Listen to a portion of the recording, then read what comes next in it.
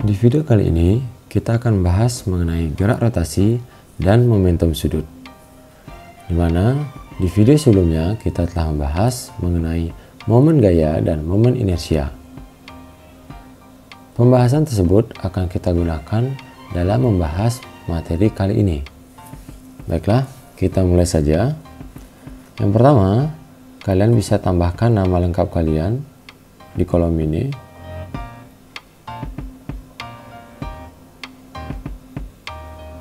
Kalau sudah, kita klik next. Nah, ini adalah kompetensi dasar yang akan kita bahas kali ini.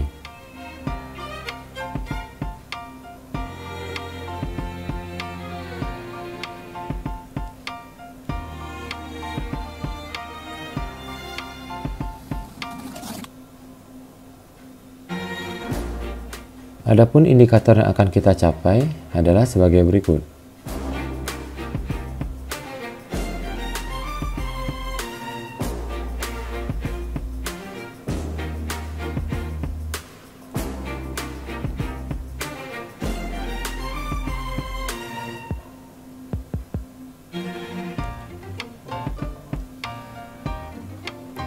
Baiklah, di sini ada beberapa menu. Kita mulai saja dari pendahuluan. Nah, di sini kita mulai dari dua pertanyaan. Pertanyaan pertama, apakah yang terjadi ketika benda bulat dilepaskan pada bidang miring? Pertanyaan kedua, mengapa penari balet melipat dan merentangkan tangannya ketika berputar? Nah, ilustrasinya bisa kita saksikan di video berikut ini. Kita klik tombol play di sini.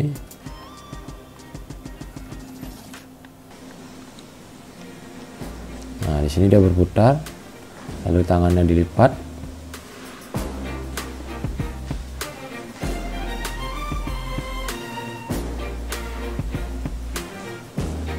Kemudian tangannya dilipat lagi. Nah, seperti itu gerakannya. Oke. Jadi kita masuk ke materi.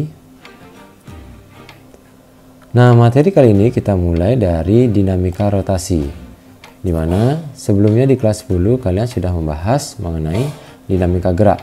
Namun gerak yang dimaksud di sana adalah gerak lurus. Nah, di sini kita akan bahas mengenai gerak rotasi, dimana kita berangkat dari hukum 2 Newton pada gerak translasi atau gerak lurus, yang tentunya sudah kalian ingat, di mana terdapat persamaan sigma F sama dengan M dikali A. Resultan gaya sama dengan massa dikali percepatan. Nah, hukum 2 Newton pada gerak translasi tersebut akan kita bawa pada gerak rotasi, di mana pada materi sebelumnya kita ketahui bahwa torsi sama dengan lengan gaya dikali dengan gayanya. Sehingga gaya akan sama dengan torsi dibagi dengan lengan gaya. Sedangkan di gerak melingkar pada kelas 10, kalian telah mengetahui persamaan percepatan translasi sama dengan jari-jari dikali dengan percepatan sudut atau alfa. Sehingga persamaan hukum 2 Newton pada gerak translasi dapat kita ubah menjadi sigma tau sama dengan M dikali R dikali alfa dikali R. Nah, di sini persamaannya bisa kita ubah menjadi sigma tau sama dengan MR kuadrat dikali alfa. Dimana telah kita ketahui bersama di materi sebelumnya bahwa momen inersia itu sama dengan massa dikali kuadrat jaraknya. Sehingga persamaan tersebut dapat kita simpulkan menjadi sigma tau sama dengan I dikali alfa, di mana tau itu merupakan momen gaya, I merupakan momen inersia, dan alfa merupakan percepatan sudut. Kemudian materi selanjutnya adalah energi gerak rotasi, di mana telah kita ketahui bersama di materi kelas 10 bahwa energi kinetik itu sama dengan setengah dikali massa benda dikali kuadrat kecepatan. Dan di gerak melingkar kita ketahui bahwa kecepatan linier itu sama dengan jari-jari atau jarak dikali dengan kecepatan sudut.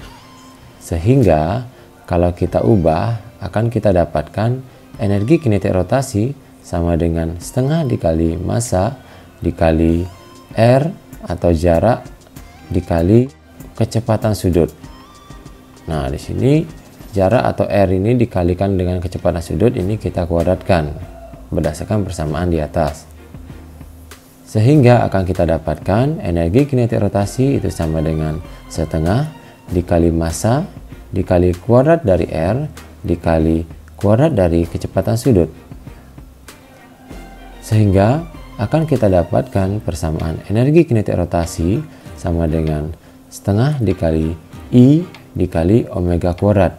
Kita ketahui bahwa I itu adalah momen inersia dan omega kuadrat itu adalah kuadrat dari kecepatan sudut benda.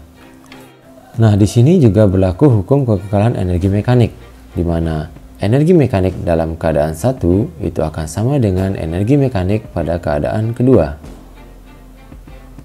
Jika suatu benda mengalami dua jenis gerakan, yaitu gerak translasi dan juga gerak rotasi, maka akan berlaku energi potensial pada keadaan satu ditambah energi kinetik translasi keadaan satu ditambah energi kinetik rotasi keadaan satu itu akan sama dengan energi potensial di keadaan 2 ditambah energi kinetik translasi di keadaan 2 dan juga ditambah energi kinetik rotasi di keadaan 2. Maka inilah bentuk dari hukum kekekalan energi mekaniknya.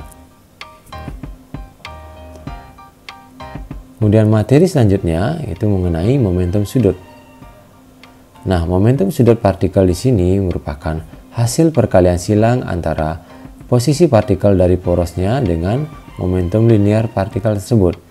Jadi, kalau kita lihat pada gambar ini, maka akan kita dapatkan L itu sama dengan R cross P, di mana kita ketahui bahwa momentum linear itu merupakan massa dikali kecepatan, sehingga persamaannya menjadi L sama dengan R dikali M dikali V. Lalu kita bisa ubah lagi menjadi L sama dengan R dikali M dikali R dikali omega berdasarkan persamaan dari gerak melingkar.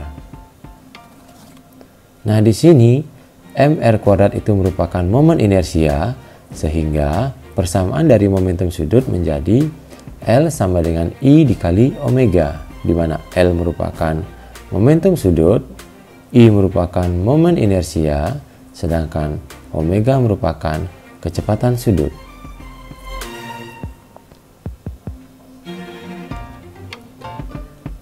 Lalu, kita akan bahas mengenai hukum kekekalan momentum sudut, di mana tadi kita dapatkan bahwa tau sama dengan I dikali alfa, di mana alfa itu merupakan d omega dibagi dt, atau merupakan diferensial omega terhadap waktu, sehingga akan kita dapatkan tau sama dengan I dikali d omega per dt. Lalu kita bisa sesuaikan menjadi tau sama dengan d I dikali omega per dt.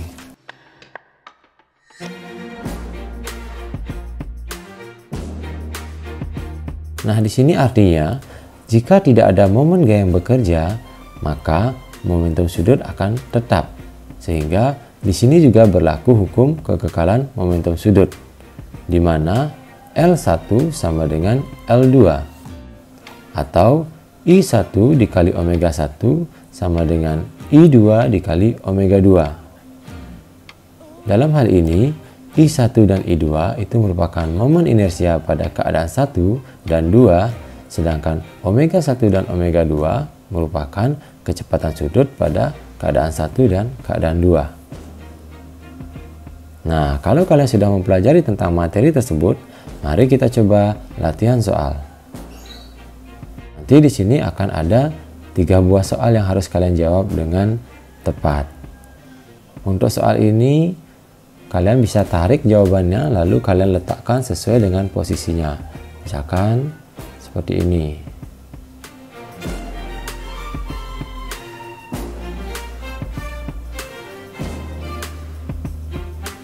Kalau sudah, kalian klik submit atau kirim.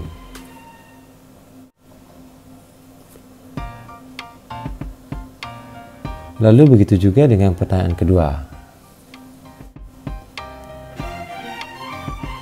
Dan pertanyaan yang terakhir.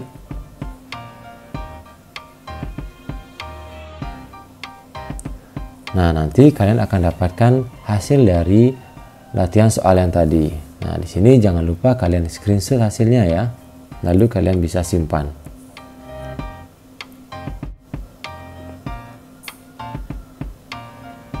Oke, jadi sekian video kali ini. Nah, nanti kalau kalian ingin mencari solusi dari pertanyaan-pertanyaan tadi, kalian bisa cek di YouTube ini. Oke, semoga ini bermanfaat. Sampai bertemu lagi.